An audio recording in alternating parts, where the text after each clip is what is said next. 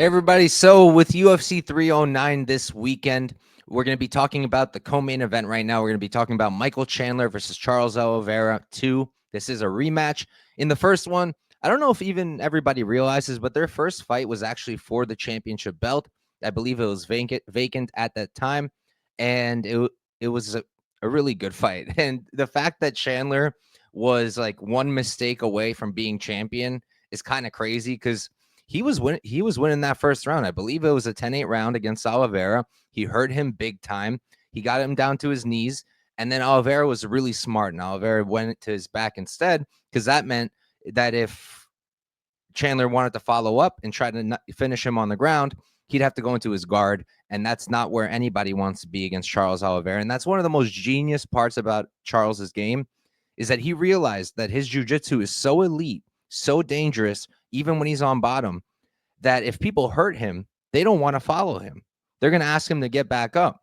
So he can recover in that little short period of time as long as he doesn't get knocked out cold, because it is a bold strategy, because it's possible that one shot won't just knock him down, it'll knock him out.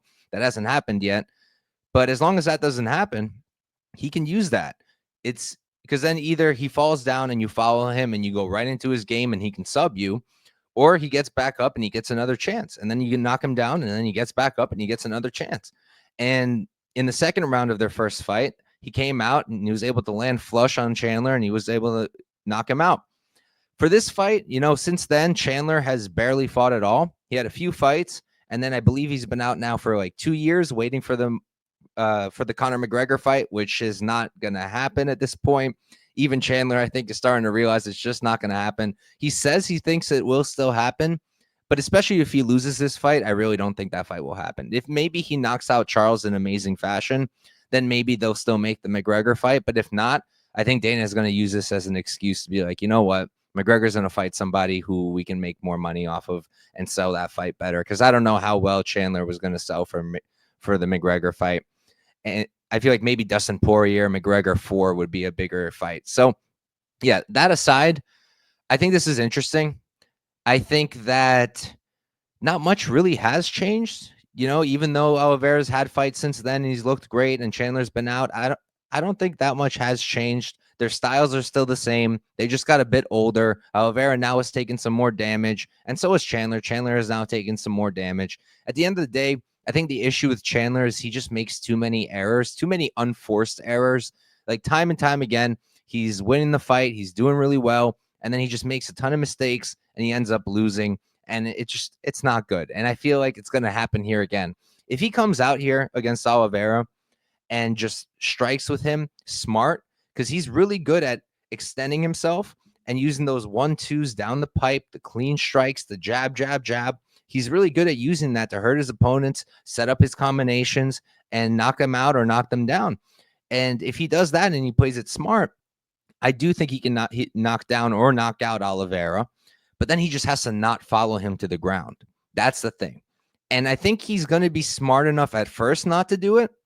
But if it happens more than once, I think he's going to get overexcited and he will follow Oliveira. And that could be a problem because then Oliveira could 100% submit him. And if he does that, I do think Oliveira will submit him. On the feet, who's a better striker? I don't know. They're different. I think they're just different kinds of strikers. Chandler, a little bit more basic. He's got the hands. He does have nice front kicks. The one he knocked out Tony Ferguson with was nasty. But Oliveira uses knees more. He's got a really good knee up the middle. He's good in the clinch. He mixes in those elbows nicely. And he's just got a lot of pop to his punch. He doesn't even seem like the strongest guy, but he does hit really, really hard. Both guys hit real hard. So I kind of favor Chandler on the feet a little bit. But I feel like he's going to give Oliveira a lot of opportunities to catch him when he's coming in, because the way he is, he just explodes into range, and Oliveira can catch him with something.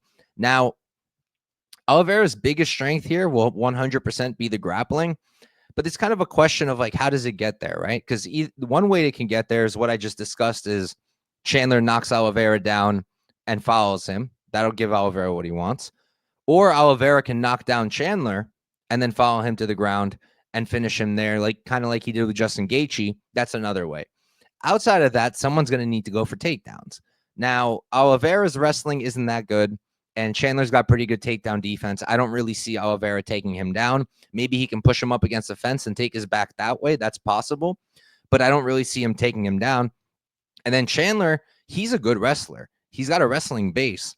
And if he wanted to get the takedowns against Oliveira, he could do it. Not only because he's a good wrestler, but also because Oliveira will welcome it 100%. He'll be like, thank you. Take me down. Absolutely. That's where I'm best. That's the only ways I see it going to the ground.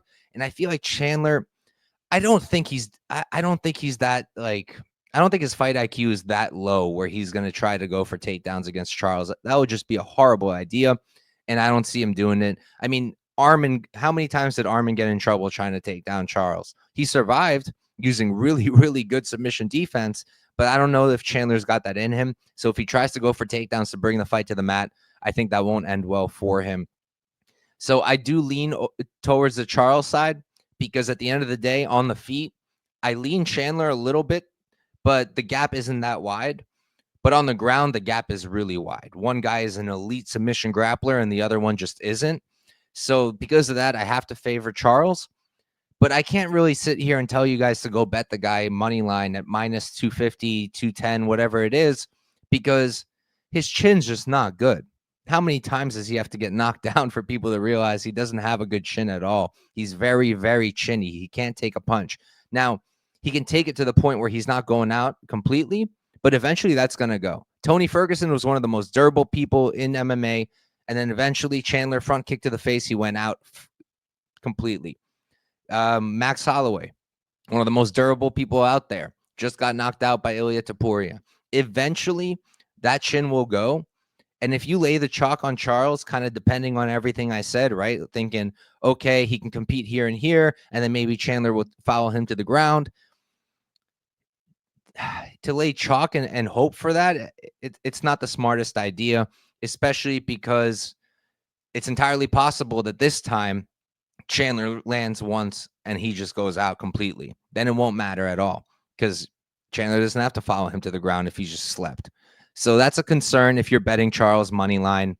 And I just wouldn't do it. And also, I wouldn't do it because I could see Chandler fighting a smart fight. While everything I said, I do think his fight IQ isn't great. I do think it's possible he comes out here and fights smart. And if he fights smart, I think he can extend this fight. And I think that he can win it even maybe by decision. I think that's a possibility. So because of those two things, I wouldn't bet Charles at chalk. If you're going to bet him, I'd look at maybe what the inside the distance props are because this is a 5-rounder. I really don't see this going all 5. I don't have the lines in front of me right now. I don't think you're going to get that good of a price because the bookies understand that in a 5-rounder, this probably won't go the distance. So they're probably going to make it close to his money line. But that's one way to do it. Or you could do the sub. I honestly, I know he knocked out Chandler the last time, but rematches rarely play out the same. And I don't really think he knocks out Chandler this time around. I think this time around, he catches Chandler slipping on something and he's able to submit him. So if you're looking for a way to bet Charles, I would just target the Oliveira sub props. Other than that, I'm personally not going to bet anything. I'm just going to stay away and watch the fight because it's going to be awesome and it's going to be a lot of fun. But I'll be picking Charles as my winner for this fight. And thank you guys for tuning in. Good luck this weekend with any bets you make, and I'll see you next time.